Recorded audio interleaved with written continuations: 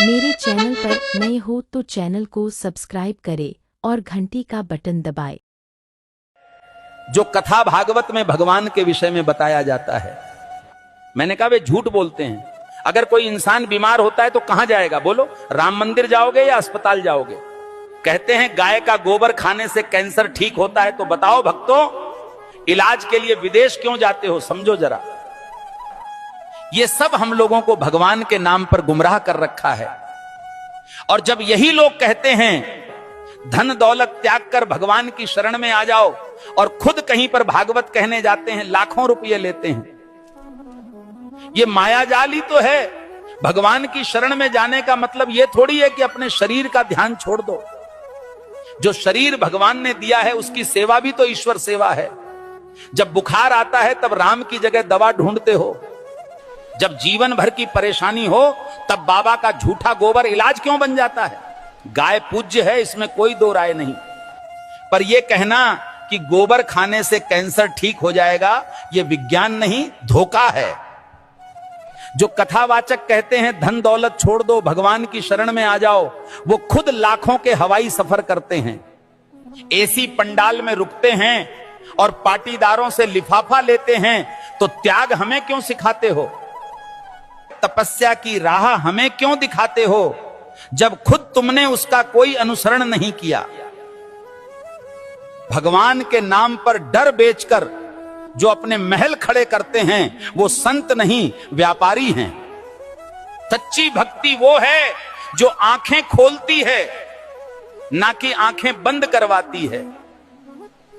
और आखिर में बात सीधी सी है, भगवान अंधविश्वास से नहीं, सच सेवा और विज्ञान से मिलते हैं। सीताराम सीताराम।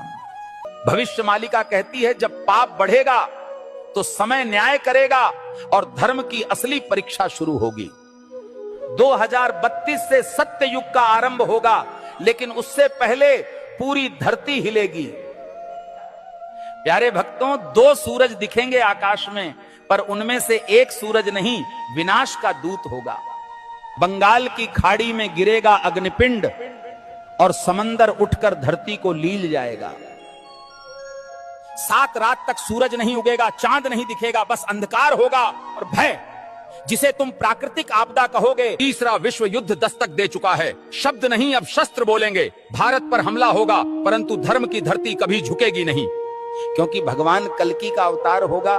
जो शरण में आएगा बच जाएगा, जो अभिमान में रहेगा मिट जाएगा। प्यारे भक्तों, भविष्य मालिका चेतावनी नहीं, ये वक्त की आवाज है। जो सुन लेगा वही कल को देख पाएगा। धर्म अब उपदेश से नहीं बचेगा, धर्म बचेगा तो तुम्हारे कर्म और श्रद्धा से।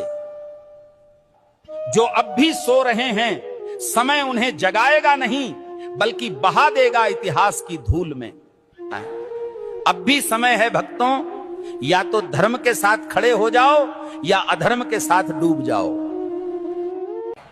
कल सऊदी अरब में आयोजित मेरे सत्संग के दौरान एक भक्त ने मुझसे एक दुखद प्रश्न किया। भक्त ने प्रश्न किया, गुरुजी, क्या राखी बांधने से बड़ी बात यह नहीं कि हर औरत को बहन समझा जाए? अरे मूर्खों, राखी के धागे पर इज्जत की एक्टिंग करते हो और बाकी दिन उसी इज्जत को आंखों से नोचते हो। राखी का धागा इज्जत का प्रतीक है, पर नजरें ही इज्जत न दें तो वो धागा क्या करेगा? जो आज बहन कह रहे हैं, कल उसी जैसी स्त्री को घूरते हैं। यही विडंबना है। जिस दिन पुरुष की नजर नारी को सच में बहन समझने लगेगी, उस दिन हर बेटी, बहन, हर स्त्री सुरक्षित अनुभव करेगी। भाई कहे जाने से कोई बड़ा नहीं बनता, उसके विचारों और दृष्टिकोण में सम्मान हो, यही सच्ची मर्दानगी है। राखी की रस्म निभाना सरल है, पर नीयत की सफाई असली परीक्षा है। हे प्रभु, जो स्त्री को देखकर गंदे ख्याल लाता है वो कभी भाई नहीं बन सकता। हर लड़की बहन जैसी लगे, ये सिर्फ कह देने से नहीं होता, जब तक मन से उसे बहन समझा न जाए। राखी कोई ताबीज नहीं है, ये चेतावनी है सोच को पवित्र करने की और नारी को नजर से नहीं सम्मान से देखने की।